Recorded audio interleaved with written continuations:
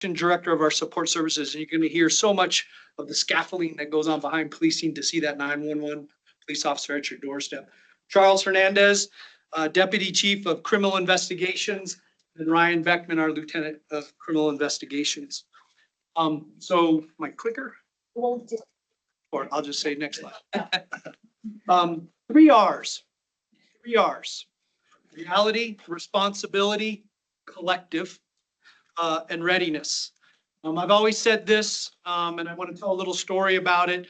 If every American in this country and every resident of Flagstaff could spend a couple shifts in a city police car responding to calls for 10 hours, we would all have a different perspective collectively on your sense of responsibility as a community member. It would be elevated. Your community conscious related to public safety's demand to be ready and readiness would change. And most importantly, the reality of our community would change significantly. I think it would impact how you see social policy, maybe how you vote, on a whole host of reasons. And so I think it's really important. I also want to be very clear from the start on this. This is not about public safety in this city or the police department asking to drive Lamborghinis and Ferraris. What we're talking about are some of the basics that are gapped right now. We're talking about wanting to just drive a nice new, maybe even a used Chevy truck. And so I want to be clear on that. It is tied to our reality, our responsibility, and our readiness. You're going to hear about numerous primary responsibilities of a police department that are being covered with collateral duties. So you have a primary duty that is a detective, but you have a collateral duty, which is a SWAT operator. Something very serious and very important.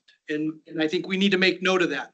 You're going to hear about facilities and fleet that are beyond their years of support and current needs for future growth. You're going to hear about worn out basic equipment that we need our officers to be safe and our community members to receive that elite service. I was born here, and I have faith in this room's collective engagement that we value what is going on in this community related to being modern, related to being safe, resilient, and to thriving, not just today, but I think this is a preparedness for the future on where we're all going. I want to be clear on this too. I think our general fund has served its purpose. And it's done a good job for many years, but it can no longer survive the needs of what you're hearing from public safety related to a core mission within a city and the demands placed upon public safety today in modern policing and modern firefighting, event management, and airport services. We're at an inflection point. This is a tipping point. We're here today and having this conversation to have a discussion moving forward about where we're going to go and what we're going to do. It's about certainty. It's about predictability. It's about the ability to be dedicated to not having to fund things one time, knowing that it's an ongoing. It's a whole host of these things. Policing today is fundamentally different. Even when I started 30 years ago, I'm aging myself. The demands of our community and their expectations related to what they want to see from a professional, accountable, technology-rich, and responsive department, and the complexity of social changes that have been imposed upon policing and firefighting is immense. Not only here in the community, but in the courts. First and most importantly, our people. What matters at the end of the day is our people. Staffing is not just a number on a line item. It is a person, it is a family, it is a safety issue, and it affects our response times, our officer wellness, our fatigue, our proactive policing abilities, and our ability to engage our community outside of a business contact that is just a 911 call. When you're understaffed, officers work longer hours, burnout happens. You'll hear stories about this being impacted by suicide at a disproportionate rate than a city of this size. Experience walks out the door, and experience not knock on the door. That's why this investment is so important, and that's why we're having this conversation. It impacts retention, recruitment, and a whole host of other things. We want to strive to have high character, high experienced elite police officers. And so in doing this, we have to have the facilities and the equipment and be competitive. I liken it to college football. If you don't have a modern facility, that 5-star recruit's not coming to your program. And so we've seen that impact. There's capital needs. I've talked about our facilities. You're going to hear a lot about our strategic plan for those facilities, but currently they're run down and they've served their purpose, and you'll hear more about that. You're going to hear about our fleet And how many people have an office? Sit in an office every day, have an office. It's your office, right? Does anybody sit in your chair after you're done with your shift? Does your office go used 24/7? Does that keyboard get tapped on by somebody else at times? The modern police officer's office, its mobile command center, is the police car. So the fleet and how we operationalize that fleet, imagine having to share your office, imagine that office never getting shut down and constantly running 24/7 and having to be taken care of. Again, stability, predictability, transparency, holding us accountable for those monetary measures that are put in place, and a higher level of strategic impact. This is not a blank check. This is a commitment. This is a commitment. It's a relationship that we want to hold ourselves to. So it's not a question of whether we value public safety or policing in this community. We all do. It's how we want to truly prioritize and invest in what's important in the scaffolding of what it means to be a forward-thinking city. Next slide. So here's our mission and values. I'll be very brief on this. We took a very wordy mission statement, and I want the officers to be able to conceptualize it very simply and articulate to every member of this community. The mission of the Flagstaff PD is to protect and preserve life, property, and public order. Simple. That's our role. We must never forget it. We've been pulled into so many other social directions. Through elite service, we can have a conversation all day about elite service. What do? We serve with integrity. We lead with empathy, the ability to see through others' eyes. We're committed to the preservation of life. We're courageous, not just the courageousness to go through a school doorway when there's a person in there hurting our children, but the courage to look ourselves in the face and hold ourselves accountable. The courage to do the right thing at the right time. We promote transparency. This is our promise to our community, to each other, to you here in this room, and to the badge that we wear. Next slide. Talk about 4 pillars and 4 virtues. This is the undergird for what we are. Great police departments are rooted in great policy, great training, systems of accountability, and wellness. All of these require modern investment. I look over at Mary Ann. She's our attorney assigned to us through the city attorney's office, but she does all my policy. Talk about a collateral duty. We're in our 15th policy change of the year, or in my time here, policy for the policy. It's so important, but to not have a policy unit is a massive gap. Great training holds up great policy. You can't institute policy on a Friday and hold them accountable on a Monday. You have to go through a training process with that. On my arrival here, the police department did not have a dedicated training unit. We have an obligation internally before I ask for anything or look at Shannon or anybody to make sure that we cannibalize and become as efficient as we can with what we have. We've done that. We've created multiple positions in this department from what we have, but we're tapped. We've recently been able to set up a training sergeant. Our training coordinator coordinated 150 training sessions this year at 14,000 hours. One civilian position coordinating all of that. Systems of accountability is rooted in technology and the ability to have early warning systems for intervention and wellness, early warning systems in the ability to predict misconduct. Currently, I do not have in this department an adequate setup for self-accountability and professional standards or an IA posture. I have a detective who reports to me, and we manage that through Charles on a whole host of levels. Wellness. You heard me talk about the tragedies of this department a little bit related to suicide and some other things, and there's lived experience over here that's very hurtful in a lot of ways, but we have to commit to this. I am so grateful for recent money spent in redemption counseling, where our officers, we get 26 visits a week for this police department, and it's maxed out. They're using it for their families, their wives, their kids, and all.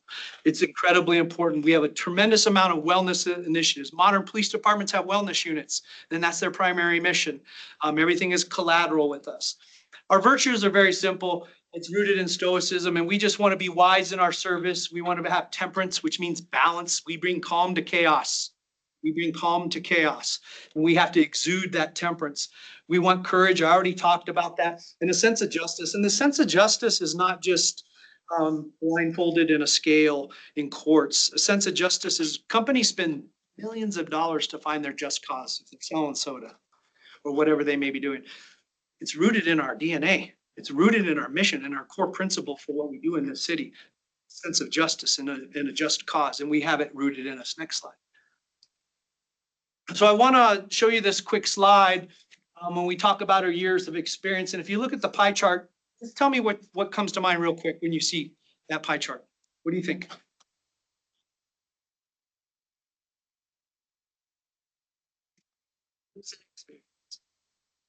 Infiltrating. 60% of this department's got less than 5 years. So in order to retain them and help them be everything they want to be in their professional lives, we have to invest into the future. That's the youth of this department on a whole host of levels. And so I think that's a really important message for everybody to see. I also want to make sure, Chair, that I get yielded time for our 15-minute delay in starting the process. 15 minutes on the start. So I think that number is very important. Around the state, you see a lot of the police departments, 50% of their staff can retire tomorrow. This is a different dynamic up here. And when you have 60% of your department that has less than 5 years on, and then you talk about 8% that are eligible for retirement, and 44% that have less than 3 years, this is why we're here. We're here to commit to the future and how we take care of that and the community as it continues to grow. Next slide. We recently embarked upon a staffing study as much as a workload analysis.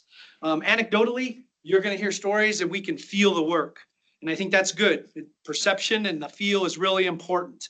But you also have to look at the data.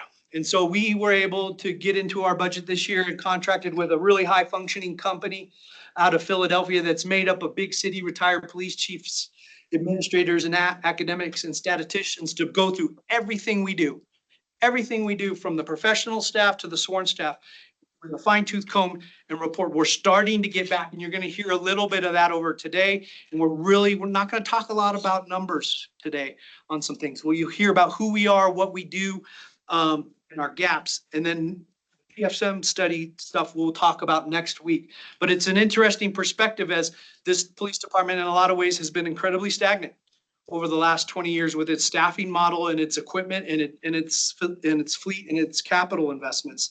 And so having an outside entity fairly and objectively tell us what we think the needs are based on everything we do is very powerful for us. Next slide. I'm not going to spend a lot of time on this. I know org charts are a big deal in government as it relates to things. You're going to hear the rest of the team talk about this with a more granular approach. I think from my perspective, one of the things I noticed right here is we had some leadership gaps. We had patrol sergeants and teams out in this community in the middle of the night with incredibly challenging, high stress situations that did not have a field lieutenant covering them. So we were able to get another lieutenant position gratefully, and then I realigned some of the stuff at the top. We needed a direct focus on patrol. That's why you have Colin.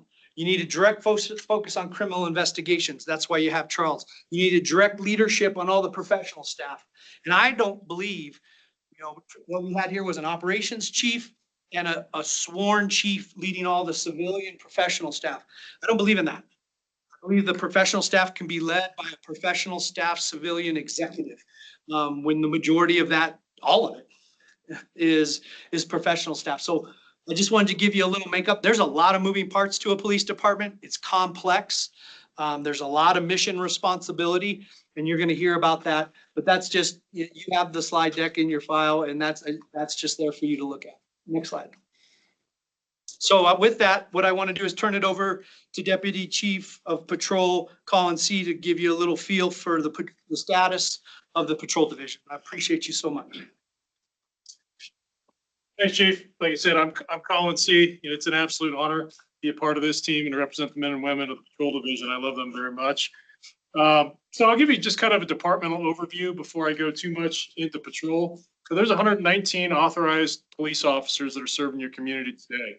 That's 1 chief, 2 deputy chiefs, 5 lieutenants, 15 sergeants, which are our frontline supervisors, 14 detectives, 6 corporals, which is another frontline supervisor. And then we have 76 officers that basically do our patrol corps services, and then these specialty programs that are listed on here. So we have 1 officer in our state gang task force. We have 2 metro narcotic detectives, We have our crime suppression unit, which I'll get into later. We have one officer in our United States Marshal Service. We have vacancies in our school resource officer positions. We have 3 officers in our recruiting unit. We have 1 officer in professional standards. We have 1 officer as our housing officer. And then we have staff that's assigned to our High Country Training Academy, which is located in partnership with Coconino Community College. Next slide. So this is basically our crime data. This is what we look at in the command staff every single week. We talk victimization, and this is how we deploy our resources. So we break this down into part 1 violent crime and part 1 property crime. Part 1 violent crime, that's homicide, sexual assault, robberies, and aggravated assaults. And then part 1 property is, auto burglaries, residential burglaries, where people are breaking into stuff and stealing people's things, larceny thefts, auto thefts. So we look at that. We look at it a year-to-date basis. So we knew last year we had 280 victims of part 1 violent crime. And then compared to the year before, we had 312. We successfully had about 11% reduction in part 1 violent crime from 2024 to 2025. But from 2023 to 2024, we had a 52% increase in violent crime. So we deployed some strategies, some operational planning to try to reduce those crimes. So if we look at crime on a 56-day, which is a 2-month comparison and a month-to-month comparison. And we look at, where our data is, where crime is occurring, and we deploy resources from there and create plans from there. And then, our weekly comparison, we break down each incident and where it happens. So if we all of a sudden in Ponderosa Trails had 8 auto burglaries, we're deploying patrol resources to Ponderosa Trails to hopefully disrupt that pattern of victimization. That's kind of how we do it. But if you look at, some takeaways from 2025, we really got beat in auto burglaries. We had a 52% increase in auto burglaries, and where that's generated from, we've had a resurgence of juvenile gang violence in our community. And what these juvenile gang members will do is go looking for drugs and guns, and they go break into unlocked cars. We had just, a huge increase in this issue, in that area. Next slide.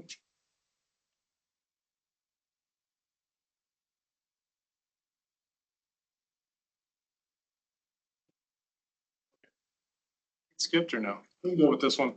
So basically, this is our response times. The national model is when someone dials 911 to our dispatch center, when a police officer arrives at your doorstep, when there's active victimization and crime in progress, is 5 minutes or less. So think about that. That's a long period of time. So we deploy our resources and our officers that are out there to try to meet that national response time. But sometimes by doing that, that cuts a lot of the programming and the community policing that we do. Chief referenced, the PFM study. They basically recommend that an officer's shift should have 40% available time to engage community, to walk into schools, to go into businesses, to know, all the different shop owners in their beat. Our officers are showing preliminarily after the data about a 10 to 11% available time. So they're basically taking the calls that are coming out from dispatch and responding to calls and writing reports. And that's an important function of police officers. We want in our community, we want crime fighters. We want people going after the juveniles that are going and breaking into cars and causing community. We want people that are going out and positively engaging community and building relationships with kids to gather that trust in the community. And just with our current staffing status, we don't have enough available time shift to do that. That's a map of Flagstaff that's on the screen, overlaid with kind of the beat map of our officers' beats. So if you look between the 12 and the 40, that's basically Ponderosa Parkway. So the way we deploy right now, basically there's West Beat, which is west of Ponderosa Parkway, and East Beat, which is east of Ponderosa Parkway. And then within that are the different neighborhoods and communities that, if deployed correctly, if I had enough patrol officers out there, I could probably assign a patrol officer to each one of those beats. But the way I staff it now is I basically have a shift sergeant that works every single shift. I have 5 to 6 patrol officers that cover that entire map. That's all. That's a snapshot. That's our patrol division. That's some of our great officers that deliver our core services. But this is the patrol division. This is a shift change that just occurred on January 18th, so a few days ago. Basically, there are 9 sergeants within my patrol division. I have 6 corporals that kind of fill in for the sergeant if the sergeant's off. And then I have 45 officers that bid for that squad. So that's what's serving your community. That's who's answering 911. That's who's wearing these blue uniforms every single day. So that is the core service that we deliver from patrol. So another program that's been wildly successful at the police department has been our police aid program. So currently we have 3 police aides that are assigned to patrol, and they take some of the lower priority calls. So if it's, if animal control's off and it's an animal related incident, they take that call. If it's a civil dispute, if it's a non-injury accident, they take some of those. We're trying to free up our officers to be able to address some of that Part 1 violent crime that I discussed earlier, and to be able to engage community. So this program, our 3 police aides, looking at the calls for service that they take per year, they're in our top of our list of calls. So actually, that PFM report came out. They said you need to add 6 police aides to your patrol program because they're that overworked and taking that many calls. And it's really a big benefit to free up our officers to engage community and address that Part 1 crime. We also cover our facilities, so our City Hall, East and West Side Library, we cover those with our municipal security aides. It's kind of a little separate job description, but they're all considered police aides. They all receive the same training, but they cover those kind of areas that have a lot of issues of violence or issues of disturbances. So we put our police aid there. It's been very successful, and they're able to radio for an officer if there's a crime that occurs. So we love staffing our facilities with those aides as well. Any questions at this junction? Sure, go ahead. Interrupt me if you need. We can have dialogue too. How is the whole day? Is there shifts? You talked about 45 officers. Is there a day shift? Night shift, and how long are those shifts? Yeah, thanks for clarifying. It's a 10-hour shift. So I basically have 2 day shifts. One that works Monday through Thursday. The other one works Friday through Monday. And then I have 2 swing shifts, and those 2 shifts overlap on Fridays. And then I have 2 graveyard shifts, and those overlap on Thursdays. So they're 10 hours each. I have a sergeant and a corporal and 6 officers assigned to each squad. Of that, 1 or 2 could be off. So that's how that's made up. So that's how our core patrol squad is made up. Any questions?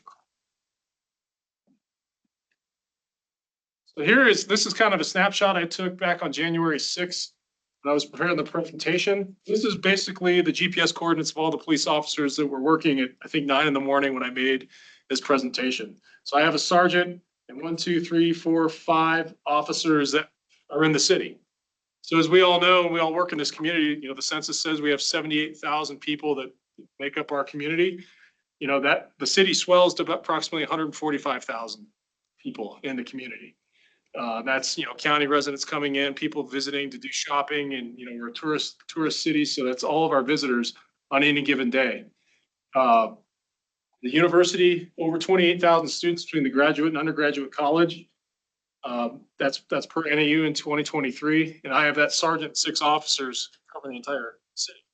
So imagine out on 89, we have a traffic accident. It's an injury accident. It requires at least 2 officers. I got a sergeant and 3 covering the city. And then on the west side of town, I've got a family fight, in the Ponderosa Trails neighborhood. There goes 2 officers. So you run out of resources to effectively cover, the calls for service, especially when you have these priority calls that are coming out. Just this weekend, and I think Charles is going to talk about this in a little bit, we've come into some of that juvenile violence that I was talking about. We have a group of juveniles off of Empire that are breaking into homes and stealing people's things. Well, they've done a few of these now where they've acquired a few firearms in these burglaries. But one of the firearms was used in a burglary in the neighborhood the same day on Saturday, right in the middle of the day. So I have officers trying to investigate that. Well, we take the initial investigation and patrol, and then it will go to Charles for further investigation through detectives. And then if we develop suspect leads, it goes to apprehension. We try to find people. Well, this all kind of happened. We're trying to find these people, but then fights are going off in the middle of town. I don't have enough officers to find these people to protect community from this burglaries that are happening. And, the one burglary involved a juvenile pointing the gun at the victim, says, "Get back in your room, do the right thing." That's unacceptable in Flagstaff. It's unacceptable in this community, but, we're out of resources. We'll talk about tapped investigative resources because we also had a stabbing incident in the morning. and then followed by a TFO assist out on the reservation, which was, I think, top page news in the state last week due to a homicide that was out there. And then we had the third incident the same day. That's kind of what patrol looks like on a daily, a day shift there. All right, hold on, I'm walking in front of the camera. Next one, yeah. Well, our patrol workload, so what's that mean? Every day, our dispatch center will take approximately 72,000 calls for service. That's a lot of calls that are coming in or that, police officers are generating. So of that 52,000 are the patrol division answering those calls. So that 20,000 calls for service gap, that could be police aides, that could be animal control, that could be my patrol sergeants, that could be other entities, some of the calls that we get deflected from the dispatch center. But 52,000 of those calls our police officers are responding to. Those 45 plus the 6 corporals, so 52 total police officers. 38,000 of those calls are priorities 1 through 3. So that's an emergency call. That's a victimization in progress. Sometimes that typically takes, 2 or more officers to respond to those. Out of that, we generate 16,500 or so incident reports. That's victimization. For somebody, it was either a part 1 violent crime, a felony crime that we have to report to the FBI, or it was a low-level misdemeanor victimization, or you're involved in a collision. That's all the incident reports we draw from our patrol division. So out of that results in 5,800 arrests. So 5,800 arrests for the entire community out of that. So each officer, they're going to take over 1,000 calls for service per year. They're going to generate nearly 370 police reports. And each one of those is going to be involved in 128, incarcerations or arrests. Oftentimes those involve court proceedings and interviews with defense attorneys. They're very, very timely for officers. So I want to discuss time per call. So say I get sent to a very routine call, say alarm call. I could take 10, 15 minutes. I enter my CAD notes through our dispatch, which is our computer-aided dispatch, and I move on to the next call. Sometimes that can only take me 20 or 30 minutes. If I go to domestic violence call, really give the victims of crime the treatment they deserve, that call for service alone could take an hour. The booking could take another hour, and the could take another hour. And sometimes some of these calls can take an entire shift because they're so lengthy. DUI investigation, that easily could take 4 to 5 hours for a patrol officer. We make approximately 600 arrests for DUI enforcement per year. So each call is very lengthy, and the technology from when I started to what we have to do now, we have to label body camera videos. We have to preserve all of our evidence differently. So it's very time consuming for the officers. This is just a list of some of our top calls for service. Traffic stops are obviously high, public assist, field interviews, trespassing, disturbances, and assaults make up a lot of our calls for service, domestic violence. So just kind of an overview of data, and I don't want to overwhelm the community with numbers. So we'll go on to the next slide. So this is 2 charts. One is calls for service for time of day, and one is reports generated for time of day. So if you look about 6, 7 in the morning, people probably asleep. It's kind of calmed down, but as soon as 7 o'clock hits, it elevates. So our victimization elevates, and our calls for service to come to dispatch elevate. It remains sustained, for the entire shift till about 2, 3 in the morning when it starts coming down. So that's active victimization. That's our guys responding to calls. And to level with the committee, our officers don't have that 40%. What the national recommendation is for available time, to be able to do all the training that we need them to do, the wellness activities that we need them to do. It's not built in, the way we're currently deployed. Next slide. So here's that beat map again, kind of a vision I would have on that east and west. I'd have my sergeant and corporal supervising this for that day shift that we just described, but I'd like to add, maybe, 4 or 5 officers on that west side of town to give some true beat integrity to all the neighborhoods, and then add 4 or 5 officers to that east side of town to have beat integrity on that side. I think through the accomplishment, of this committee, to a successful ballot measure here, I think we'd be able to achieve that with, this is from the next one. These are some of the collateral duties that our patrol officers carry. So Their primary job is the calls for service and in the uniform and being a patrol officer, but they're also members of our regional SWAT team, which includes 14 SWAT operators, 6 Flagstaff fire medics, and 6 sheriff's deputies. We're a regional team, so we cover the entire county. We have FBI certified bomb technicians. We have crisis negotiators, a rapid response team. Anytime there's a First Amendment assembly in the community where we're protesting whatever it is, that team activates to maintain the peace for everybody that responds to that. It's a lot of training goes into that, so people can peacefully demonstrate their First Amendment rights, but then also to keep the rest of the community safe. So we train quite a lot on that. We have 10 phlebotomists who assist with blood collection during DUI investigations. And then we also have 6 accident reconstruction officers who show up after a major collision's occurred, and they preserve all the evidence, recreate the scene, if there's an injury accident, fatal accident. Some of the other patrol programming that we have our training academy down at the Coconino Community College, and we'll talk about training in a minute. I think the police department, we figured out basic training. When I started, training was very regionalized. It was either Phoenix or Tucson. Since then, training has gone to each community. It's broken out into the region. So we, now have our own basic training academy, crime suppression unit, conduit to the fire department. We're out doing our woods patrols in the winters, on dry winters, and our springs and our summers. They'll encounter upwards of 60, 70 camps that are illegally camping out there, potentially causing fires. So that's, I've got a sergeant, 2 officers. It's kind of the police department's line of defense on, moving people that are having illegal fires, onto services and out of that dangerous woods area. And that walking beat squad downtown, I got a sergeant, 4 officers there. They engage all the businesses, as many of you may have met them. And also, our dangerous, restaurant and bar closing time, they're there policing that area because it does get potentially violent with some of the fights and aggravated assaults. Chief mentioned I have 1 sergeant who's managing, thousands of hours of training for the entire police department.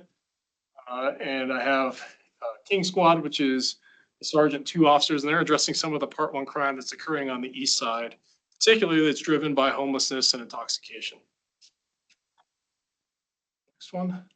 Well, our advanced training, I'll tell you, we're lacking in this capacity. It's no fault of the city or the police department, but training, modern police training, I had the privilege going to see the Atlanta training facility in Georgia just recently. I spent time studying in Quantico, Virginia, and seeing how modern police departments actually train. And then when we developed our police academy, I got to see all the police academies around the state. And it's just every city and every location has advanced training. It used to just be you send to Phoenix to get your basic training, and you come back to your agency and you get 10 or 12 hours. That's just not enough in policing today. We lost Officer Jeff Moritz in 2000. He responded to a vehicle disturbance, music from a vehicle by himself. He was ambushed, shot, and killed. And that's something this community will never forget. We will never forget him. Tyler Stewart, knew the kid when he was in college. I used to work for his old man. He was my sergeant when I was a young officer. Tyler responded to a domestic violence follow-up. He went to incarcerate the suspect who had fought with his girlfriend earlier in the day. He was ambushed and killed. Both those officers responded to those calls by themselves. I mean, we can't do that anymore. We have to learn from the officers that we've lost. I think we've done so. But what officers need in 2026 is a dedicated training unit. Not send to Phoenix and go get some training and maybe like 3 or 4 guys get the training. All 119 need to get the training at a very high level. And we need our officers to be able to train them. We need space to do it. If you've been to our beautiful Lee facility, it's great. It was built for 1999, 25 years into a 25-year plan. No space, for advanced officer training, for simulator training. Imagine anybody in any professional sport or anything that does anything professionally that doesn't spend time in the simulator before they go out there and do things on the, out in the field. So we need some of those things. We need classroom space and space to do realistic training to prevent these tragedies. That's my commitment. That's this team's commitment to this department, is to make sure this never happens again. If I could say too, on my Robert here, I heard on the radio, too many officers going to things by themselves. It's not just a training issue. It's a staffing model issue related to that. They are feeling pressurized to provide that service in that timely manner. They're pulling off backups because their backups going to something else. Pressure to manage those 911 calls that are stacking in the system and leak into the officer's performance. You see officers responding to things by themselves, like these incidents and a lot of others in this state tragically. That's something we all have to focus on. Serious. And four things that weren't on that slide. It's an officer that recruited me in this department in 2005, 2006. Was my first year mentor as an officer. As an officer who was involved in a critical incident. So then I supervised on my squad when he got off field training. All of those officers took their lives. They weren't killed in the line of duty. I can promise you the trauma, and maybe some of the lack of training contributed to the stress of those officers. This department has been plagued by, to me, too many suicides. One's too many. Lack, just law enforcement's adapting, wellness, and the training. The best way to get your mind right is to actively train all the time and be prepared to do your job. So kind of look at our historical staffing numbers. In 2006, we had 107 sworn officers and 29 dispatchers. It's up ahead to 2013 out of the recession. We had 112 officers and 30 dispatchers. And for approximately the last 7 years, we've been authorized at 119 officers and 30 dispatchers. I'll turn it over to. Any questions before we go to CI? Yeah. Attrition rate. How has staffing been? So talk about the staffing number over the years, but how many officers have you guys lost? Thank you. I appreciate the question. There's a lot of social factors, I think, in police work that attract people to the job, and sometimes we lose people to the job, and it's law enforcement across the country. It's not just Flagstaff. Since I've been here, I think in 2019, we had hired over 119 officers. So we actually got to where we get to, and we were very close. And I think we're a couple of offers away from doing it again here in 2026. I think we're sitting at a few vacancies right now. But with that is police work's a contact sport. So if people get injured, people twist ankles, people go on light duty, people have issues. So I have, currently I'm 119 authorized. Okay, so in patrol, I have 76 police officers. So I've got 5 vacancies right now. I've got 4 in the training academy, so I'm up to 9. I could have some on military leave. I could have some on field training. So right there, I'm running with 16 people that are hired on paper. But I'm actually not dressing them out to get to that 40%. So that is it's hard to get there. I'm confident we will get there, and especially we're retaining people, we're keeping people, we're adapting to the trends in law enforcement, and we're keeping people. I don't know how many we lost last year, but it was less than 10. Seeing when I was in hiring, some years we're losing 20, 25 officers. So when I looked at that, and on my right, one of the first things I wanted to focus on was retention. On average, this police department was losing 20 to 25 officers a year. A lot to other police departments around the state. This year we lost 6. So there's 2 things to that. I take it personally when it's due to culture, the ability of us to provide for them to be successful. But when we do exit interviews and we have those conversations, there's some that are leaving. Some are leaving just because they can't. They've been here 5 or 6 years and they can't afford a house. I've got a lot of officers that don't live in the outskirts. It's tough. When they have the ability to go down to the valley and see a modern police station with modern fleet, modern tools and technology,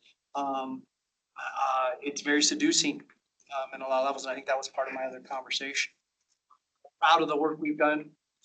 That number down to 6. Those were family things that I were out of my control. The police academy, how long is the academy? So it's 22 weeks, and then field training is another about 16 weeks.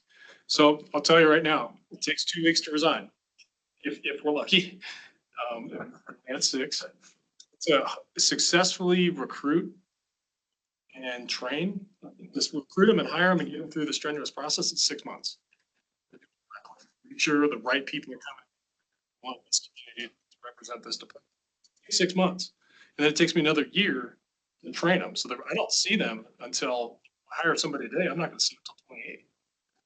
27, where they're really going to be, you're going to be at your doorstep answering these calls for service. So retention is everything we're doing and recruiting, and Chief will talk about. Yeah, and I think that's a fantastic question. And this is the same with the fire department.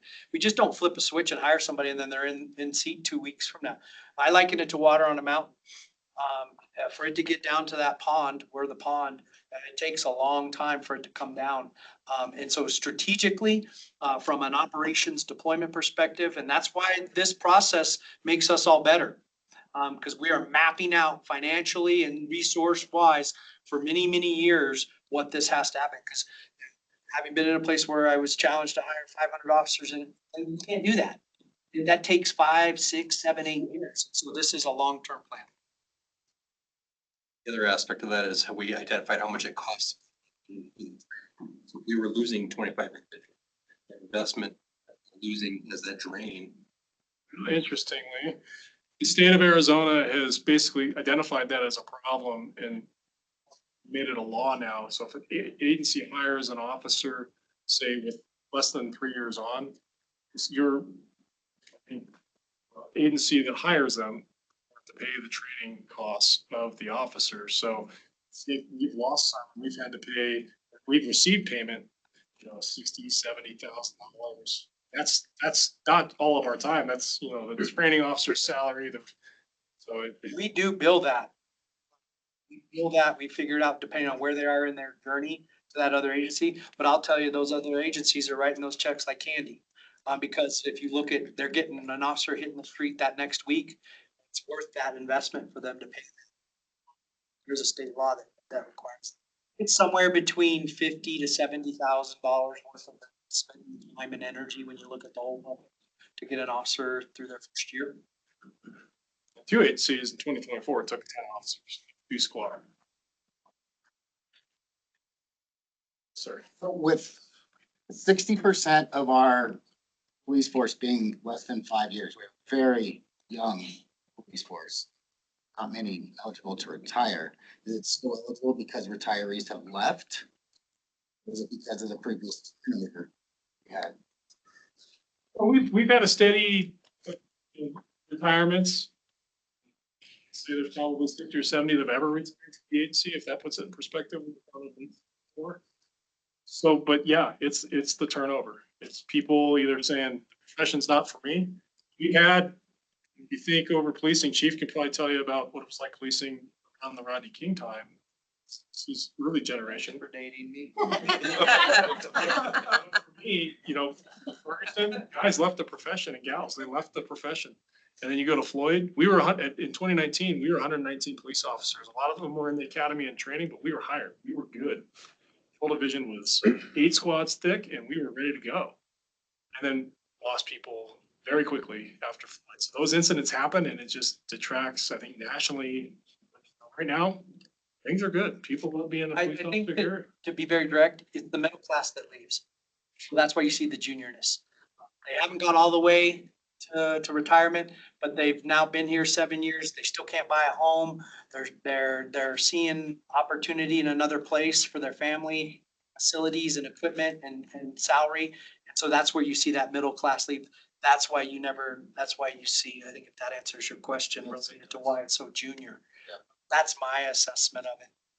Can you repeat that statistic? Since 19, not in the city, how many people are retired from the city of Flagstaff? Let me say I've got the plaque in my office because we're redoing it. It's like 60 or 70 names on them. They have over 20 years of service. Well, and how many are leaving because of signing bonuses that they receive from other departments? Because I know that's. It's attractive. Oftentimes in police work, they leave leadership or in any profession. We lost 6. And due to family stuff, that's out there that, that's a low hanging fruit. And some people will just take that, DPS, they have an office that's a mile from us. highway patrol. So if they have generally a lesser workload than what I showed you, what a typical patrol officer has, I mean, they have a different mission. But, they can live in the same community. So if the governor with the stroke of a pen says, okay, we're giving them a 20% raise. Well, now I've got officers that can live in their same home, they can go over to DPS and, make significantly more, probably work significantly less, in my opinion. Great mission. I love those guys. Highway patrol officers. But it's happened to us. We just lost one 2 weeks ago to that exact same scenario. But I think, Bonnie, to your question, we have a competitive signing bonus, and us as chiefs got together and told everybody, just stop it. This is ridiculous. We'll put banners up all over our buildings offering 1050. Oh yeah, I've lost a lot to California in some years where $50,000 and $70,000 signing bonuses being offered. But I think our signing bonus is one of the other things that departments are doing to compete. I think I saw another question. Yeah, I think I heard you mention when you were on the slide of the beat map that you needed another 5 officers on the west side and another 5 officers on the east side. So is that 10 more officers? Because the shift that you were describing earlier is at 20 So officers. when there's vacancies, that void that I discussed with injuries, training, that's 16. PFM, which is the staffing study company, have initially said, we need take training piece out of that. Don't put officers in your training piece. We're going to address that somewhere else. So you need 8. So really what I need, those 52 officers that I showed you, I need the 16 that are injured or not available, being dressed out in that room over there, ready to go. And I need 8 more. So I need 24 more. What I could do with 24 more officers is really saturate that, because my 2 day shifts and my 2 swing shifts are the highest call volume. And that data supports it. That's pulled right out of our computer aided So dispatch. the ask isn't 5 plus 5, it's 16 plus 8. Yeah, I need my 16 that I already have. Would be great, but I know I'm always gonna have that gap because people are always injured or on deployment or whatever's going on. But then I need an additional 8, which I think if we have that, I'm a happy patrol chief and deputy chief. We'll get into on the second day, an actual PFM study. We just kind of want to give you a lay of the land and the gaps right now. You'll see some of the staff, investigative staff and patrol staff, where they're telling us we have those holes on our data. Thank you. And those 6 aides, because those aides help us tremendously. It's amazing. Questions? Compared to other cities, I assume this is going to be where the data comes in, patrol or number of patrol folks per population segment. How does Flagstaff fit in? I think we looked. Yeah, at some of so- that data. Yeah, really. We can get to it. No, I appreciate that. And the per capita metric that so many of us have used in policing over the years is a little, that's why we value PFM. There's so many more dynamics related to, we're going to download 6,000 body worn camera videos today. Time that takes to do all the modern police officer, right? Geography, you heard Fire talk about being stuck on one side of a track or another. All of these factors they're going to look into. The national standard, we're not as good as Fire. Our unions aren't as powerful in a lot of ways, sometimes about creating national standards. And our job duties are so much more complex and can be a lot more fluid within community and different. And so one of the realities of that is when we looked at it, and cities try to be at 2 to 2.3 and somewhere up around 4 in some cities per 1,000. Where we're at 1 per 1,600 citizens currently. But I don't want us to get hyper focused on that because I want to be cutter that. 1 officer per 1,600, if you look at it that way. So we're a little bit below that standard by about an officer. There's also a work ratio that they talk about because that officer's in court, that officer's in training, that we want officers. What we see here is we don't have officers taking vacation time. This last weekend, it was full throttle. I had officers coming home from family events, holiday weekends, leaving their families because we were on full throttle on so many apprehensions and things we had to get done. You really want them taking their vacation time, using their sick time when appropriate, doing that. It's 2.5-ish officers per 1 officer that you hire, so you can build that model. That makes sense.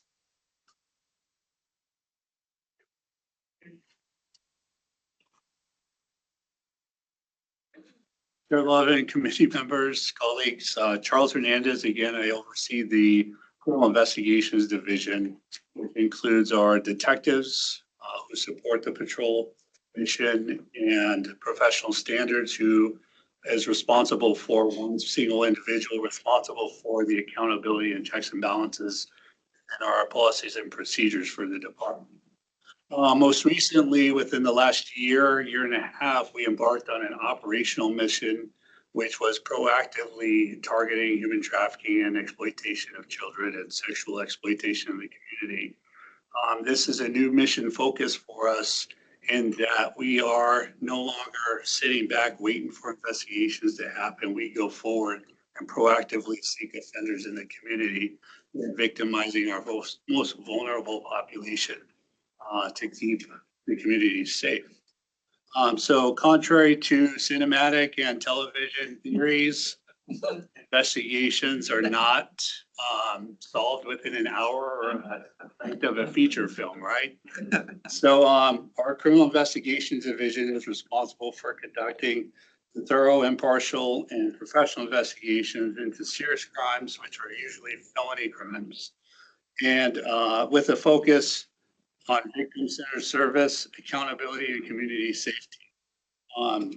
In this picture, I want to draw attention to one of our detectives who is engaged as an investigator, right? So he gets trained to do collision reconstruction. So he's not only investigating all the information that we collect, but now he's responsible for collecting that data that he has to analyze. Then he's responsible for logging and maintaining chain of custody of that information. On top of he's coordinating. On top of that, he's coordinating. Someone's echoing yours.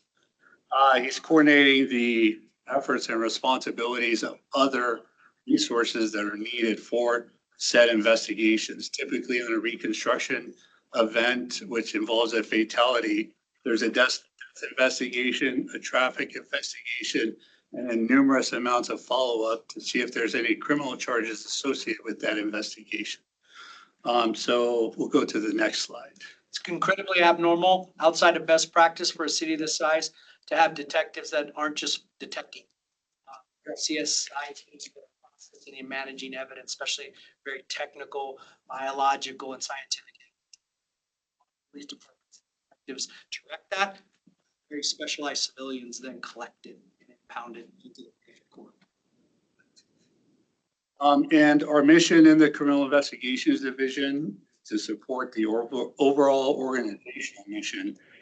We do that is we investigate serious and complex crimes and basically all cases that require specialized beyond the scope of the patrol officer, which means additional training, numerous hours of additional training, and specialized specific training as well.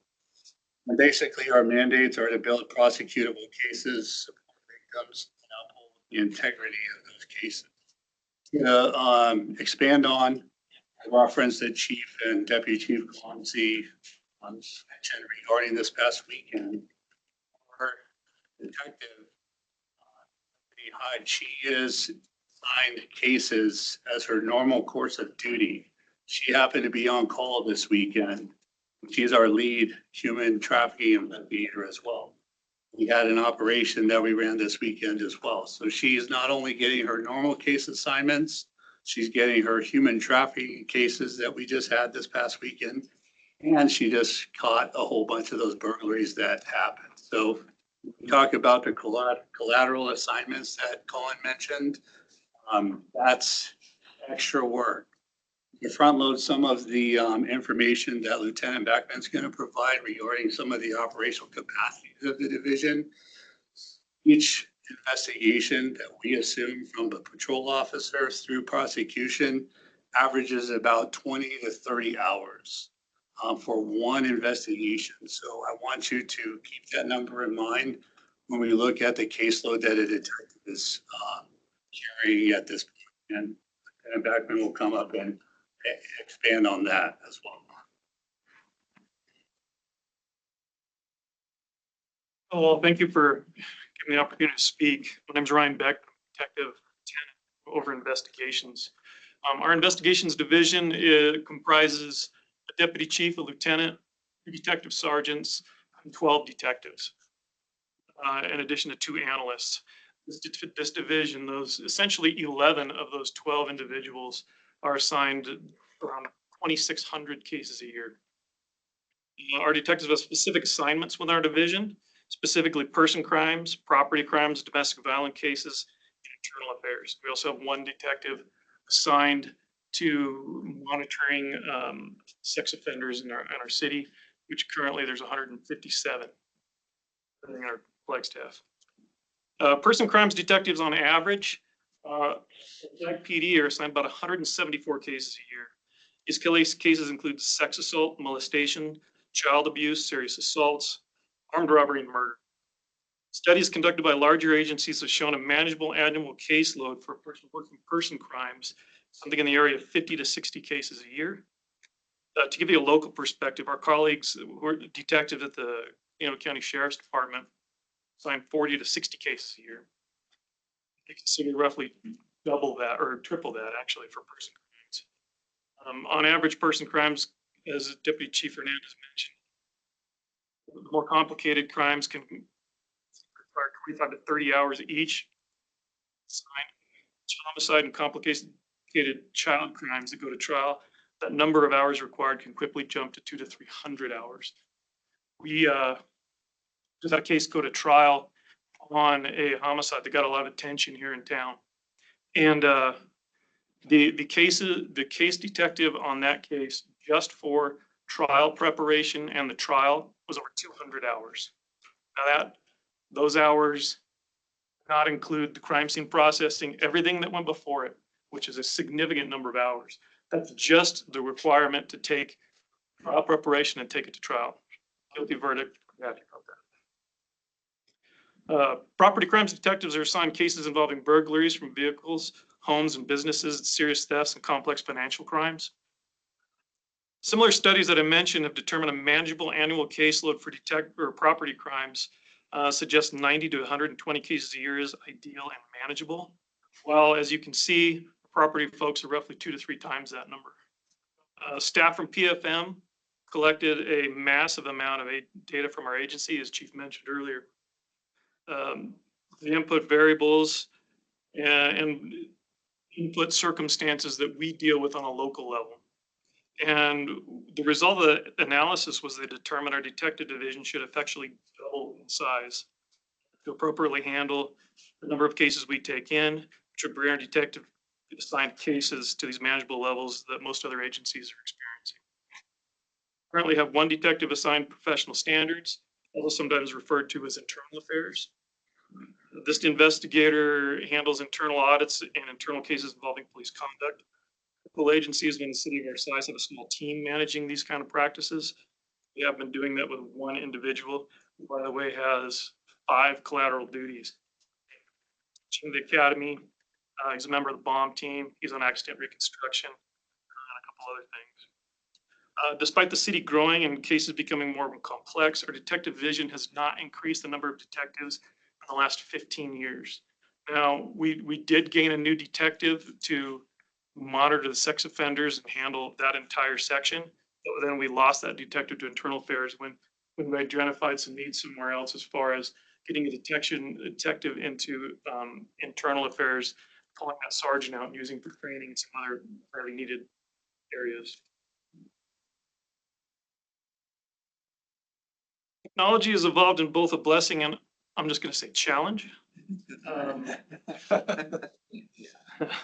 Amen. A large number of cases from a theft to a homicide require cell phone and video exploitation. Costs associated with software programs to help collect this important data are high and recurring. Most have inherent stickiness to the programs that we pay for, software as a service kind of program. We find ourselves unable to. Sorry. So we find ourselves in a position where we can't function without a lot of them. Training to certify a detective in computer and digital forensics takes nearly 1 year to complete. We only do two detectives currently certified in this area's computer forensics. Our detectives process on average 75 to 100 cell phones each year. Most cell phones require search warrants and highly specialized software. separate software programs just for cell phone exploitation. One program is very good at Apple products. The other program is very good at all the other products. We couldn't just flip a coin and say, hey, we just want this one, because obviously we're going to have to deal with all of them. That just those two software programs are $20,000 a year. That's a recurring cost every year. Investigators currently manage crime scenes without the help of specialized crime scene technicians. Specialized techs handle things like crime scene photography, evidence processing, serology, or processing blood for DNA and things like that. A major case like a homicide can require the attention of our entire division for multiple days, while all the time new cases are coming in. Some days it's 40 to 50 new cases, some days it's 25 to 30. Grant funding is our primary source for specialized software and training. Funding of this type is generally through the federal government and ebbs and flows depending on which administration is in office. Our detectives are in a constant state of triage, attempting to secure the most important tech and being forced to let programs go and funding is not available. I'll give you an example of that. We recognize the inability for when we're doing operations like child laboring operations, we're doing search warrants. We have a lot of officers, sometimes officers from other agencies are coming in and helping us out to monitor and track where those officers are. You can imagine if a 12-hour child luring operation, we have to know exactly where people are, foot pursuits, things like that. So we made the decision to transfer to a program that allows us to monitor in real time and video feeds into it. That program is also used cross-utilized as far as when we have New Year's events, 31,000 people downtown on New Year's. We have 25 officers working that. We have to know exactly where our officers are at any given time and second. So we made the decision to purchase that software just for a number of reasons, for officer safety purposes. But what we did is we had to make the decision to lose something else. And one of the programs that we gave up in that decision was a company called ZX. If you can imagine, every company that we deal with at an investigative level, from Apple to Google to every platform that's on a cell phone, has their own legal department. They're very good at their job. So every single one of those hundreds and hundreds of those companies have their own platforms and designation, how exactly they're going to take service of legal papers, whether it's a search warrant, whether it's a court order, exactly the timeframes and parameters those have to be done. So ZX makes that very easy for our detectives, where we'll put in the company and they spit out a platform and says, this is exactly how you need to input it so you don't get a kickback. Or believe it or not, companies could just ignore those. If they don't think it fits their parameters, they'll just ignore them. So at this point, we are in a position now, we're robbing Peter to pay Paul a little bit, so to speak. So we made the decision not to continue that program and not pay for it. But what it's going to cost us is overtime and time on the end. So instead of having that instant feedback where, okay, this is how we're going to do this, make the decision to go to this platform where we can real-time monitor officers for officer safety. Now our officers are going in, or detectives are going in and engaging in a one-on-one dialogue and trying to get someone on the phone. I don't know if anybody's ever been in charge of like with a fraud department with anybody. We do have law enforcement portals, but they're not any easier for us. So there's extensively time consuming and it costs a lot of man hours. So we gave up the software program, but in turn, we're still going to pay for it probably in time consumed on cases. Our investigators currently manage crime scenes without the help of specialized crime scene techs. Specialized techs handle things like crime scene photography, evidence processing, serology. Citizens of juries have come to expect a high level of technology when presented with cases. We call this the CSI effect, as Deputy Chief Armando has alluded to. They expect 3D renderings and crime scenes photography, video enhancement, and instant test results are portrayed in movies and TVs. And the inability to provide that at a high level has come back as feedback to us. And every time a trial is done, as we just, even in this homicide trial I just mentioned, we go back and what we do is what we call it is paneling a jury. We talk to them, hey, give us input. What could we have done better? And they have a lot of questions about that. Like, well, you showed me a video of a surveillance from a Circle K or something. Why wasn't it perfect? And using the enhance button, a lot of those things. Some agencies have that ability in programs to do that. We simply don't. So with that, I wanted to give it back to Deputy Chief Hernandez. We'll go to the next slide. Any questions for the detective?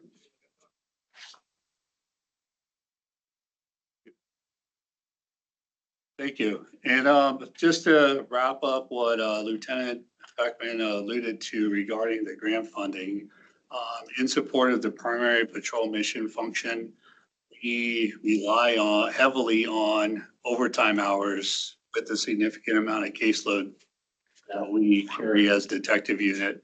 Also in our responses, technology and equipment is usually secondary to the primary patrol mission on the initial response. So grant funding is something we rely on as an investigative unit. And it's a hit or miss type thing because it's a very competitive process. We're competing against agencies across the state, sometimes across the country for federal dollars that may not be available to help us accomplish our mission. So at that point, we then have to get lean and try and prioritize some of our mission focus in support of that initial patrol response. And where we see value or lose value in that is when we're looking at a victim-centered approach in our investigative responsibilities. Victim is the one that tends to fall through the cracks because we're trying to hold the offender accountable in those situations. So grant funding is something that we rely on heavily. However, it is a hit or miss type funding source, and it's with the general fund really being pretty tight. It's hard for us to figure out where we can cut services as far as support for patrol missions in the investigative response. So that's something we wrestle with on a daily basis, and when it comes time for budgets as well. So I think that's a gap that we identified as an investigative unit. And in addition, similar to the patrol officers, our detectives have numerous collateral assignments in addition to maintaining their high caseloads, as Lieutenant Beckman alluded to as well. Some of the collateral assignments, or most of the detectives participate in two to three extra duties. Some, like you heard, the professional standards had at least 4. 1/3 of the division has 5 to 6 collateral duties. So very heavy caseloads and extra assignments on top of the normal coursework. Most of the assignments, though, are extremely essential to continuing the operation of an agency our size, because we're very service oriented to the community and we're proactively enhancing the community safety. So to wrap it all up, in our victim focused approach, we observe significant challenges to maintaining consistent victim touch points during the journey of an investigation from start to prosecution as a result of the heavy caseloads and collateral assignments our investigators carry daily. We believe relieving the caseload of the detective will be essential to enhance our capacity to accomplish our mission of accountability, justice, and community safety. I think I'll hand it over to Support Services Section Director Allison. Any questions from the CI? Yeah, any questions? Right. Thank you.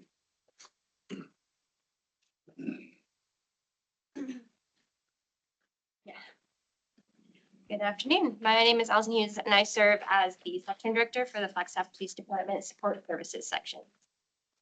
Through a typical call for service, starting with that first 911 call, show you the behind-the-scenes work our support staff does to ensure public safety. At each stop, I'll highlight where we are today, point out gaps where strategic investment in staff, technology, or facilities could make us more efficient and prepared for the future. From the moment a call for help is made, support services is already here.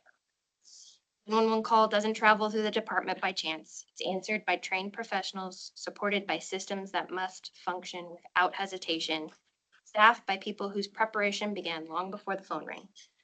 Dispatchers rely on technology that must be maintained, networks that must stay online, policies that ensure the right information reaches the right people at the right time. When officers respond, they do so in vehicles that are fueled, maintained, outfitted, and ready. Their radios, body-worn cameras, protective equipment, and tools are purchased, tracked, prepared, placed, and managed behind the scenes. None of that happens in the moment. It happens every day, quietly. Services. As incidents unfold, evidence is secured, preserved, and tracked. Chain of custody is protected. Storage conditions are monitored. Compliance is maintained. Each item represents not just a piece of property, but a person, a case, and a responsibility to do it right. When the scene clears, the work continues. Reports are completed, records are processed, data is reviewed, requests are fulfilled, and information is retained so it can stand up to scrutiny months or even years later. Accuracy matters, timelines matter, integrity matters. Support services is everything between the call and the conclusion. People who make sure the systems work before they're needed, who solve problems before they become visible, and who hold the department together through details, processes. While much of this work happens out of the spotlight, it's essential to every outcome the community sees. This is a day in the life of support services, and none of it works without them. Where the action of every emergency begins is here in our communication center to help bring that first step to life. Show you what happens when a call comes in. Mr. Gonzalez, our interim comms manager. Hello again. Back for the deeper dive into the dispatch part of it. So the technical term of the dispatch center is PSAP, P-A-S-A-P, Public Safety Answering Point. And we are the primary PSAP for all of Coconino County. As you know, we're the second largest county in the country by size. Most of that is rural and remote areas. Geo communications, distance of travel, individuals just in remote areas with more information on where that location is what the county officers deal with. So we currently provide dispatch services for 2 law enforcement agencies, Flagstaff Police Department and Coconino County Sheriff's Office. We also support operations with Park Service, Forest Service, and Burlington Northern police officers. We currently dispatch for 6 fire agencies: Flag Fire, Summit Fire, Highlands Fire, Pinewood Fire, Blue Ridge Fire, and Forest Lakes. You could count the airport as a 7th. We just include them in because they're part of the family anyway. And we're getting there. So 6, we're going to call it 6. We are currently in talks of expanding that out. We'll get to that in a second. But in 2025 alone, dispatchers in the PSAP answered just over 250,000 calls for service from the public. 255,766 to be exact. That was just over 67,000 emergency calls through 911 and 188,000 through non-emergent phone lines. Those are processed through traditional landlines, 911 landlines, next gen 911, cell phones, towers that route those in, text to 911. Those non-emergent calls come in through the same handheld landline, cell phones, emails, voicemails, walk-ins, and direct requests from the police and fire units that are in the field. And all of those are processed upstairs at the dispatch center. Challenges that we're currently facing: we currently have authorization for 30 dispatchers in the center. As you heard earlier from Chief C, that's changed little in the last 25 years. Allison and I dug into 25 year ago reports, and it's been anywhere from 25 to 30. Year was from the PFM consulting study, we could have at least 10 additional dispatchers. We currently cover 5 radio channels within all of the agencies that we serve. And within that radio channels and the service needed, we currently don't have the ability to dedicate call takers, specific call takers for any call that's coming in. Those calls are handled by folks who are also dispatching those calls out. And so for an example of that, I've dove into covering some of the other radio channels. One of them is the info channel. When you're pulled over and they're running names, license plates, VIN numbers, that gets called up to dispatch. May answer a phone call, 911 call, whatever the call may be, medical emergency for a family member. And while you're sitting on that radio channel, it clicks over from an officer that they need to run a name and a license plate on an individual they pulled over to check for warrants, and then also check within records system for any other potential threats or previous cautions that have been placed for that individual. So now I'm trying to run that for an officer while speaking to you on the phone, taking your 911 call for your family member that's injured or needs emergency response. I figured I'll put you on hold for a second while I run this information through the system and check 2 or 3 databases to try and find what's going on with that individual while that officer's sitting out on the side of the road, waiting for that information with that individual. To then come back, give him a report on that, come back to the call with you to take the rest of your information about the loved one, and then also doing additional radio traffic. So you're hearing those pauses on the radio. Are you there? I'm here, but I'm also doing both things at the same time because we don't employ dedicated call takers to handle those calls. They spill on as well. So multitasking, which is not a safe way to conduct business. So it's also not uncommon for a single dispatcher to cover both sides of the county radio. Obviously, everything close to Flagstaff is the main where a lot of the action happens within the county. We should have one dedicated radio operator there and a second one for the rest of the county. We often have one dispatcher handling both sides, the entire county all by themselves. For all the deputies that are out there. We are also working to integrate several more fire departments, all the local fire agencies that are around for better service, better safety, better communications, which could mean a single fire dispatcher is handling up to 10 radio channels for 10 different agencies that happen. So providing pre-hospital or pre-arrival instructions for. Almost. We're in the process of getting to EMD. That's one of those technology pieces that we've fallen behind on with trying to just get the center staffed. We do have the ability, and we are getting to the point of being able to do emergency medical dispatch. So when I'm on the phone with that individual, providing care instructions to the family, how to start CPR, set them up, how to put them on their side to clear the airway, how are they breathing, what can you help them with, stab them with an EpiPen if it's an allergic reaction. We currently don't have those things in place because of how we're trying to catch up with our staffing and as well as just how busy everything is. So, and then also coordinating with all the partner agencies, Guardian Air, Guardian Ground, Lifeline, other police agencies or other counties that are around, trying to coordinate all that at the same time to get people to those calls. It's all part of that technology and that staffing process that we should get there. We're short of it right now. Yep. How is, seems like this is a candidate for AMR. Yes. And how is that progressing, in Europe? Are companies out there working on helping you solve some of this? If we can hold on that one for 1 sec, I'm going to hit that in the next right here. So that leads into just 1 second. We'll get there, but that is all critical to improving service and response to everybody. We do have exceptionally talented and committed dispatchers that exist in the center. But the level of responsibility that's placed directly on them is very high. And in those life or death situations, currently when we talk about experience, 80% of the dispatchers of those 30, and we're almost fully staffed at this point, 80% have less than 3 years in dispatching. 66% have less than 1 year in dispatching. It takes us a minimum of about 3 months to hire. Go ahead. Stressful. So right now, we've been able to curb that. Prior to, it was about 100% over the last 3 years.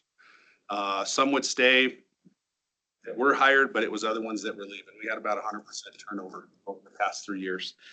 And existed right around for 16 available slots that we needed covered bare minimum per week.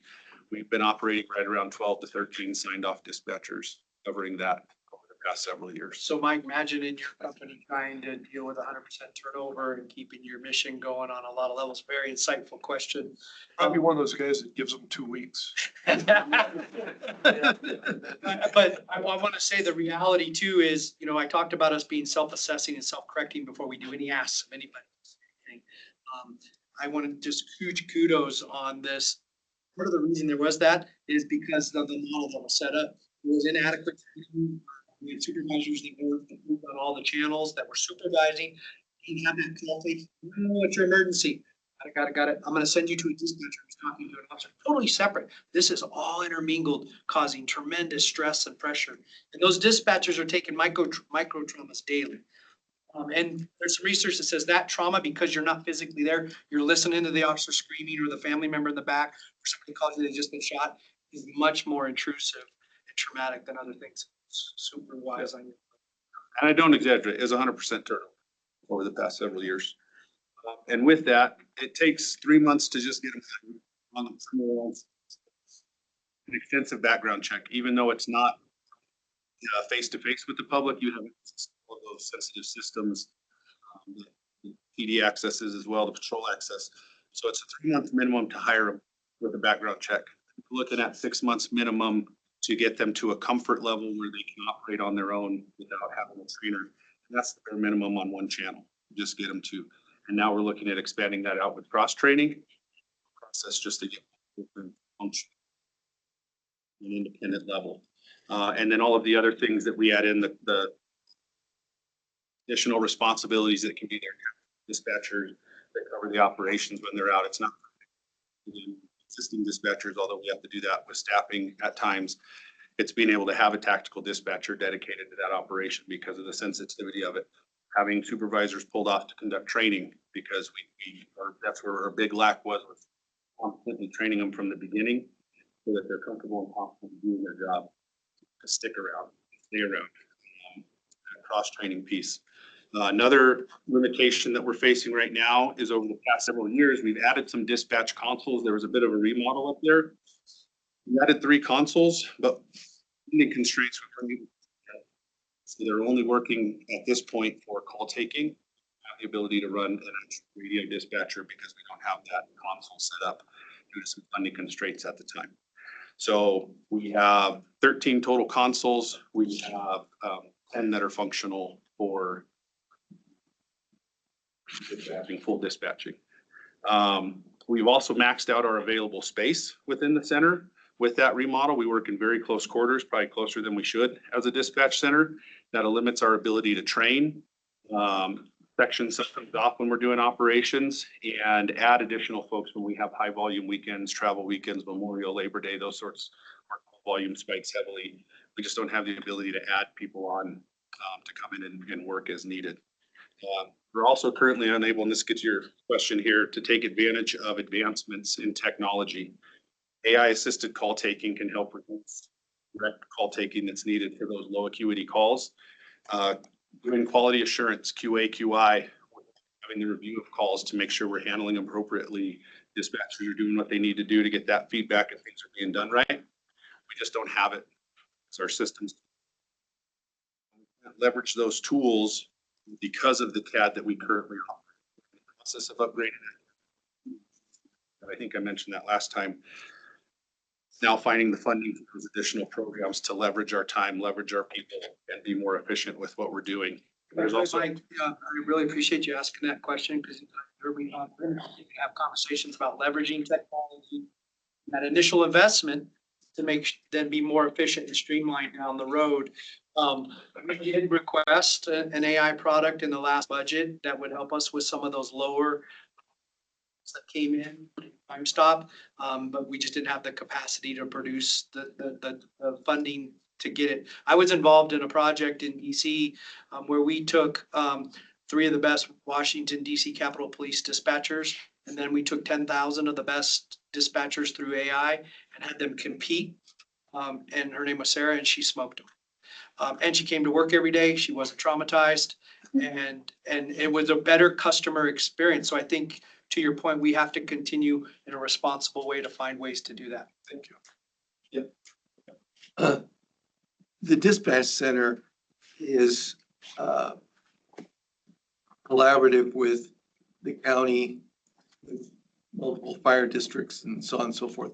How do they share in the cost of just the dispatch center itself regarding the infrastructure, the staffing, the equipment, the technology? How is that cost shared amongst the various groups of agencies?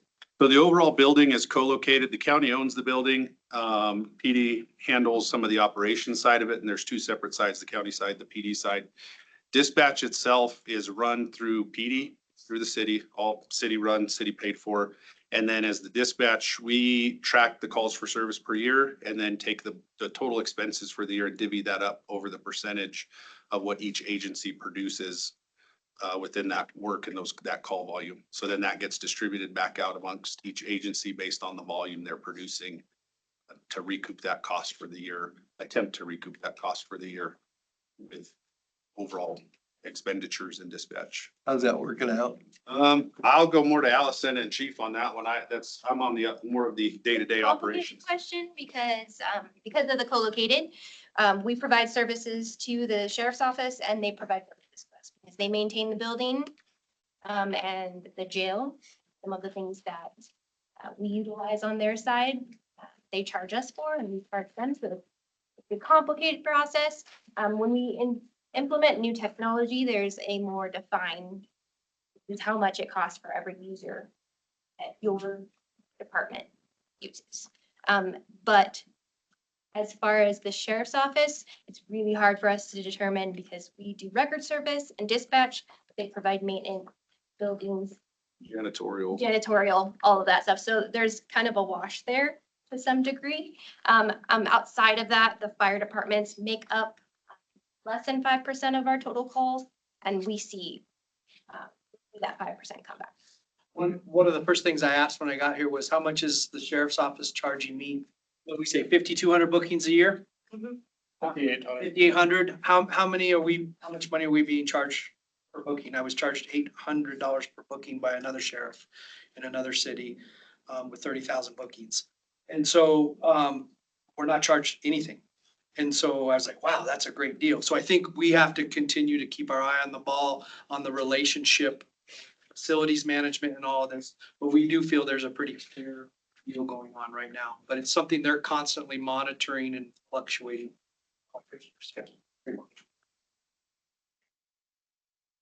Sorry, maybe this would take away from the situational awareness that an officer can have, but why is it that they need to call dispatch to check databases as opposed to doing that in their field? Yeah, they shouldn't. It's the way the system currently exists. A lot of technology that we are losing out on. Going through some demos on things the other day, a bouncer at a bar can scan your ID and verify that it's a valid ID. Currently, it takes a lot of steps for a police officer to do that because of the technology that we're able to use on our side. Those systems exist. That's part of that modern CAD upgrade that's going on, is that availability there. We just don't have it right now. Yes, it exists and we should use it. Just can't. The other thing, if you are in a position in a modern police department to where you have to do some extra checks, it should be on a whole nother channel with a whole nother dispatcher. But I think we'll get to a place with the new RMS and some things. Remember I talked about the office vehicle being, that's the hub of everything. We shouldn't have to do that. Very, very insightful. Yeah. And it'd be like looking something up on the old AOL versus modern. It's there, bulky clunky doesn't work right, or doesn't, it's not efficient. Well, they could do something for half an hour. Yes. Yeah. With that, there's some other technology on the fire side that we could employ for health and wellness that we don't have the access to within our CAD system currently. Heart saver tones. There's a digital dispatching service, which can also leverage dispatchers where with a click of a button, digitally that call is toned out, voiced out, and sent to each station efficiently. We currently have the dispatcher that has to manually voice tone everything out because we don't have the ability to implement that technology on the current CAD system or the funding to pay for it. One of the biggest things that's going on right now, and you'll hear it from emergency management as well, all of the radios between county, the dispatch center and NAU are worked on or maintained by one individual, and it all goes through NAU. It's one of those contract agreements that it has existed for a while. That contract comes up in 2 years and that individual retires within a couple of years. And so we're at a point with those discussions and Daniel covered that more in the EM portion of it, but that's one of the big areas where we need to advance and get some self-sustainment in how we're doing radio programs that are critical. In closing this out, everything within public safety happens before any officer even arrives on scene. And as soon as you reach out and hit 911 or that non-emergent, things should already be in place to handle that. We play a critical role in that within communications for the fire service, the county, the sheriffs, all people involved. And providing that dependable service, professional service is what we're trying to do. Maintain employees, retain employees, and proper funding is with that. One of the things that, personal side of it, that hits you kind of at different times, we talk about those slides that get put in your brain over the years, 15 years in public safety. And one of the things that I never want to experience again was being the first paramedic on Officer Stewart getting shot. It's a terrible event. It should never happen, never should have happened. So when you talk about dedication to what goes on, the reason we're asking for stuff, the reason I've never brought that up in a group before. I've never brought it up in public before. We were the first engine on scene, first paramedic on scene. We're at a point right now within public safety, within this city, where we have a better chance with what's being discussed in this room, conversations that have never happened before in this city since I've been around for 18 plus years. Some individuals, 20 plus years. I think Mark Wilson, 30 plus years that he's been in the city, conversations that have never happened before. And I only bring it up for that. We're at a point where we can make a difference, where we can do the right thing. And I don't ever want any future officer, future paramedic, future anybody to have to deal with that. Or father who was DPS, right? His dad, to have to get called to a scene like that on a December 27th normal day in the afternoon. Shouldn't happen. And so that's where I sit within the communication center and have Allison come back up and finish out.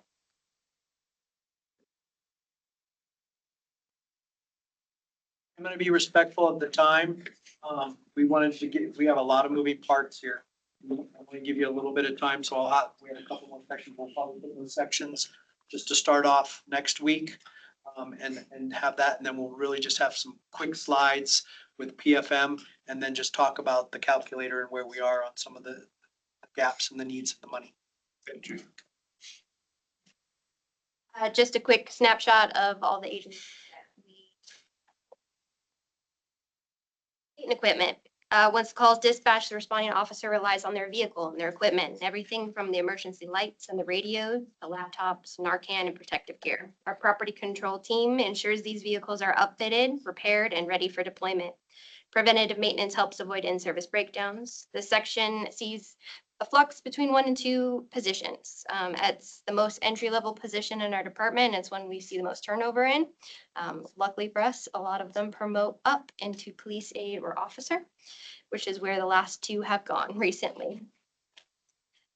Today, just 2 property control technicians manage an 82 vehicle fleet, supporting patrol, detectives, admin, specialty vehicles, and police aides.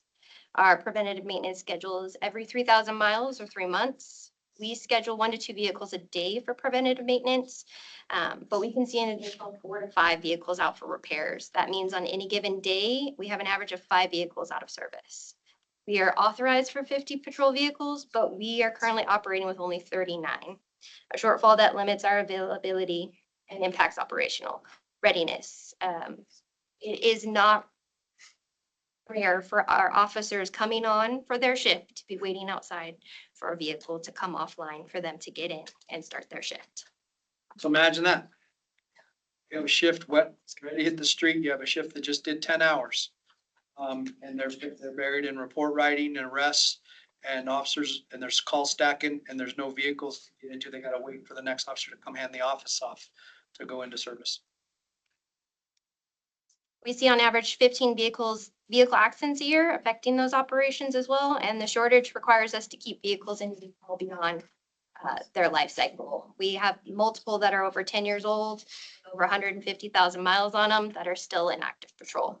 Our biggest challenge is the inadequate amount of vehicles. Adding vehicles because of the shared vehicle model with multiple officers using those vehicles across shifts. National best practice is a vehicle per officer. It's linked to officer recruitment and retention. Chief talked about the bigger and brighter things other agencies are able to provide, and that's one of the things that we've seen.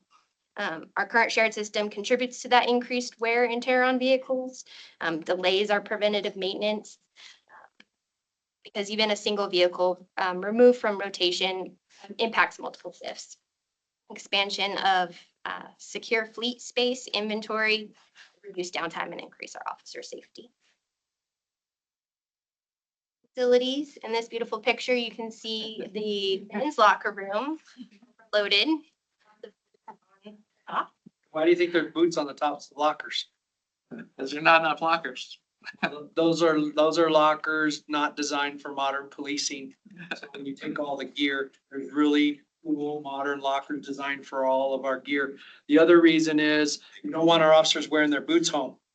There's been incidents around America where officers have gone into homes and picked up really lethal, horrible things on the bottoms of their boots. They've gone home and trekked in their houses, and their toddlers have then ingested those things that are now in their carpet and on their tile floors. So these are all these conversations about wellness, providing a safe work environment for everybody. Our facilities serve as the physical infrastructure that enables every function of our department, from patrol and investigative work to training, evidence storage, communications, and public interaction. These spaces support sensitive work, team collaboration, and officer readiness. Chief C mentioned earlier that this marks the 25th year in a 25-year building. It was designed for a much smaller operation, and today nearly every closet, storage room, hallway has been converted into a workspace. Supervisors often share workspaces with 2 or even up to 4 staff members in rooms that were intended for 1. Our training functions are often displaced due to lack of classroom or equipment. Our on-site garage space is limited to those 2 vehicles. Any additional emergency vehicles we have for specialties have to be stored off-site so that they can be out of the elements. That can delay our response in critical incidents. Preventative maintenance, minor repairs, as well as investigative review vehicles have to be performed either outside or off-site because we don't have a dedicated workspace for that to happen. And the majority of our office furniture is from the 25-year building that when it's first put in, and it's required us to create very creative with our workspaces and the equipment that we have. Yeah, so I think this is a good time. You know, I really appreciate the engagement and the questions, and we wanted to be agile in our presentation to be able to push something in the second day should we want to get into important dialogue. So I think we got into there were some good questions, and we just wanted to make sure. So when we come back next week, what we'll talk about is records and evidence. We'll talk a little bit about community engagement, and then I'll show you some of the, I have a small Irish brain. And so I really like to simplify data and not make it more. And so we'll take the PFM data that we have, and we've built some slides that are just very easy for you to mentally connect to what we said today, to what our needs are.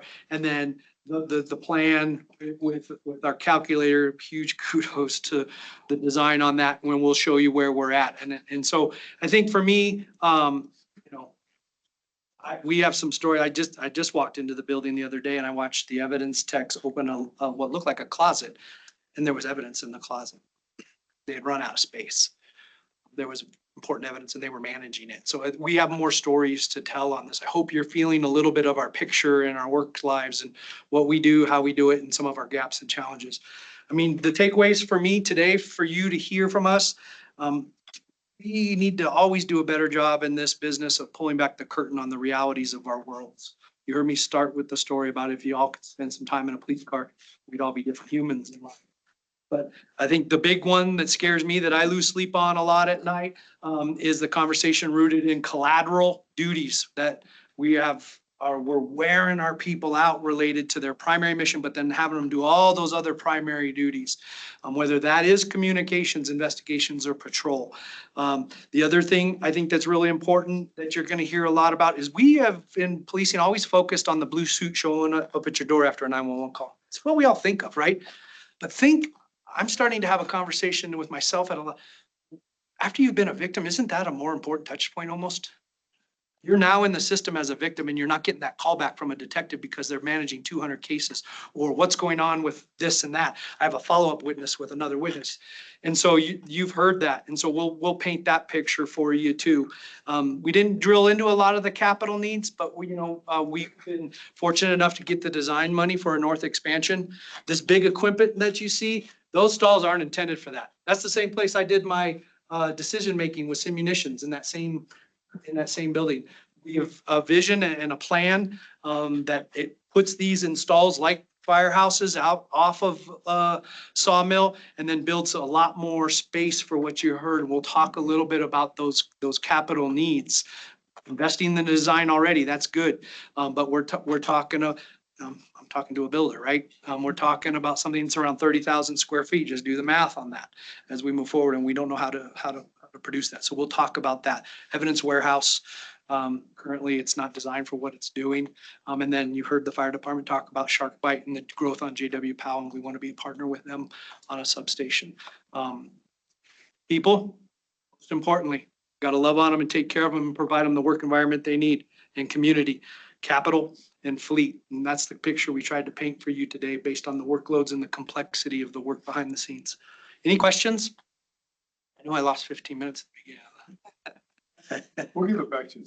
No, it's okay. This is one of the things that I can say, dealing with a lot of the agencies in my line of work and what I deal with, you do see, it's amazing to me at times when you see the bomb squad come out and they're the same officers that are responding other calls in other days, or, different threats. And seeing that, I don't know that the public really understands what that means to, our officers. And like you said, they're sometimes 4 different critical things that they're working towards or doing. And everybody just assumes we have a bomb squad, and they're just these people sitting around waiting for something to happen. And, the different tactical things that you see that I don't think our community realizes how much they're really doing in all of the different aspects of their job. Those same bomb technicians that require tremendous amounts of training and ongoing training are the ones managing 200 cases. It's already above the national average. So thank you for that. Anything else from the group? Thank you. Excellent presentation. We appreciate y'all, and we'll look forward to talking more next week. Have safe travels home. Compelling and well done. Okay. 2 Irish guys too. We say the Irish invented firefighting. Okay. Everybody get one of the new patches? Yeah. Thank you. Yeah, very cool. Next week. Probably gave one of those.